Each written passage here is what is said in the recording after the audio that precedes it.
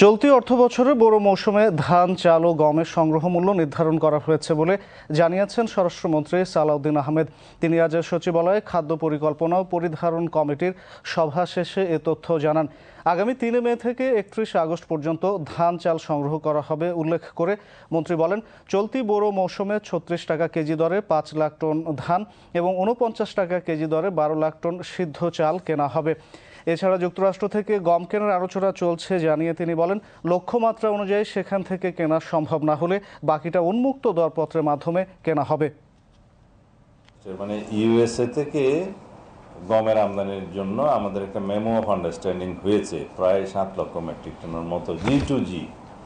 সেটা যদি আমরা টার্গেট ফুলফিল করতে পারি, এর বাইরে যেটুকুন সেটা আমরা ওপেন টেন্ডার ম্যাটারেও যেতে পারি, অথবা যদি যুক্তরাষ্ট্র থেকে আমরা পরিমাণ মতো সরবরাহ না পাই G2G, সেক্ষেত্রেও আমরা ওপেন টেন্ডার ম্যাটারে যেতে পারি, অথবা অন্য কোনো দেশের সাথে G2G যেতে পারি। এটা ওপেন আছে।